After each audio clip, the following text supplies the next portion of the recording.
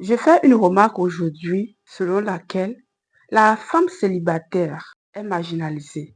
Pire encore, une maman célibataire est marginalisée. Les femmes aujourd'hui qui arrivent à un âge 30, 35, 40 ans, célibataires, sont pointées du doigt. Elles sont pointées du doigt parce que on dira certainement elle a un mauvais caractère, certainement non. Se marier c'est bien. Mais être dans un mariage heureux, c'est encore plus mieux. Beaucoup de femmes là dehors sont dans des mariages toxiques, juste pour qu'on dise dehors que elle est mariée, juste pour qu'on dise que elle est dans un couple, elle est dans un foyer. Non, arrêtez de vous empoisonner pour rien. Vous savez, une femme dans un foyer toxique est 1000 fois malheureuse qu'une femme célibataire qui vit sa vie pleinement. Oui, même dans la Bible, c'est pas obligé de se marier. Vous comprenez? La femme qui est capable de se garder digne, de garder son corps digne, c'est-à-dire ne pas aller d'homme à homme, ne pas voir des rapports sexuels en désordre. Elle est libre de garder son corps, sa dignité et de ne pas se marier. Si toi, la femme, tu en as marre du mariage, tu es bien libre de rester célibataire, mais à condition que tu ne sois pas dans une relation sexuelle. Parce qu'il faut aussi faire la différence avec tout ça.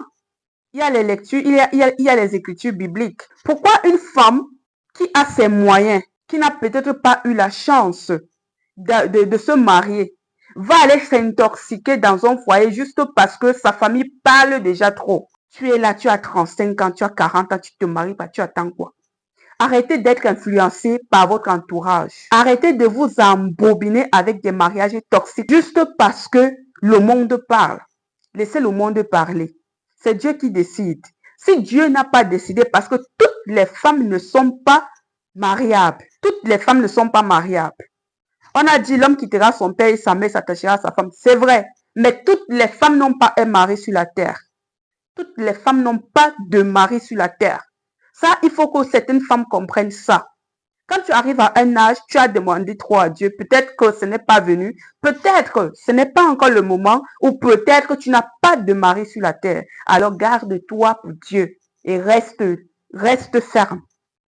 Reste ferme. Arrêtez de vous couvrir dans des mariages qui causent votre mort.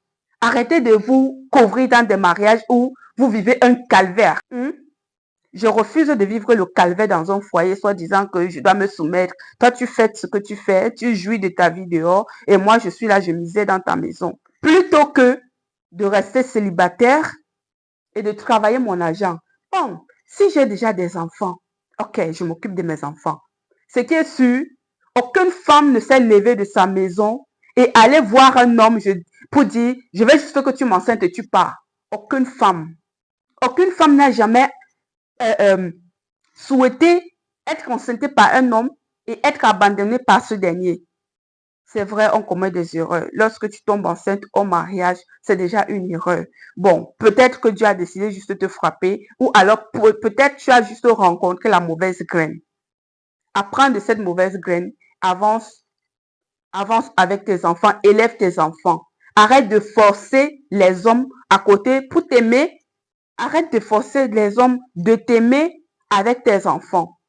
Arrête de forcer les hommes pour un mariage. Avance avec tes enfants. C'est tout ce que je pouvais te dire aujourd'hui. Arrête d'être influencé par ton entourage. Arrête d'être influencé par ta famille qui te met la pression de te marier. Arrête d'être influencé par tes amis. Ta copine vient de se marier et puis quoi? Ta copine est ta petite soeur de 5 ans, elle vient de se marier et puis quoi? Ta petite soeur est ta petite soeur de très loin derrière, elle vient de se marier et puis quoi? Elle, peut-être que Dieu a décidé que voilà, elle va se marier. Toi, peut-être tu n'as pas de mari. Donc vraiment, arrêtez d'être influencé pour rien.